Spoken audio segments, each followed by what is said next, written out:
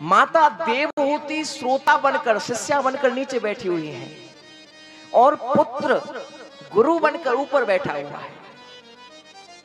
लेकिन माता देवहूति के मन में अपने पुत्र के प्रति पुत्र भाव नहीं है सज्जनों, गुरु का भाव है।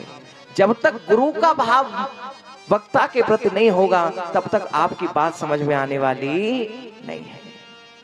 4 प्रकार के गुरु होते हैं सज्जनों, ध्यान दीजिएगा। कृष्णम वंदे जगत गुरुम, भगवान श्री कृष्ण जगत गुरु हैं पहले। लेकिन अगर आपसे कह दिया जाए जाओ जाकर समुद्र से पानी पी लो, तो क्या पी लोगे? नहीं पी पाओगे। तो जगत गुरु हमारे श्री कृष्ण हैं। कई लोग कह देते हैं अरे व्यास जी हमें गुरु बनाने की क्या आवश्यकता है, भगवान श्री कृष्ण जगत गुरु है, हम तो उन्हीं को गुरु समझते हैं। नहीं, जगत गुरु है यह बात सत्य है, लेकिन जिस प्रकार सीधे प्रत्यक्ष रूप में सागर से पानी नहीं पिया जा सकता, जल नहीं पिया जा सकता, ऐसे ही जगत गुरु से सीधे लाभ नहीं लिया जा सकता।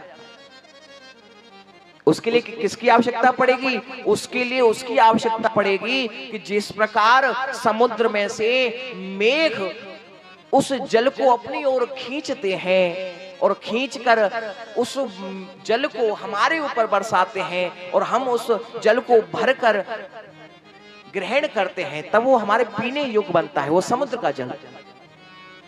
तो दूसरे हैं सदगुरु। सदगुरु रूपी बादल, सदगुरु रूपी मेघ जगत रूपी सागर से भक्ति रूपी जल को लेकर आते हैं और हमारे ऊपर उसकी वर्षा कर देते हैं, तो हमारे पीने योग्य हो जाता है। और तीसरे हैं शिक्षा गुरु।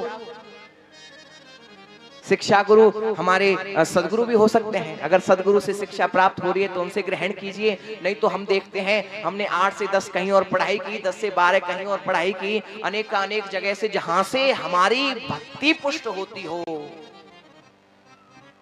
ऐसी शिक्षा जहां से मिल रही हो, जहां से हमारा धर्म पुष्ट होता हो, ऐसी शिक्षा जहां से मिल रही हो, तो शिक्षा गुरु अनेक हो सकते हैं। तीसरे हो गए शिक्षा गुरु, और चौथे होते हैं श्रवण गुरु। हम जहां पर जाकर कथा प्रवचन भगवान श्री कृष्ण राम के चरित्रों का गुणगान श्रवण कर रहे हैं, उससे हमारी भक्ति पुष्ट हो रही है, तो जो सुनाने वाले हैं वो भी हमारे गुरु ही हैं, वो हमारे श्रवण गुरु हो गए। तो ये 4 प्रकार के गुरु हैं। आज माता देवहूति का भाव अपने पुत्र के प्रति श्रवण गुरु का भाव है।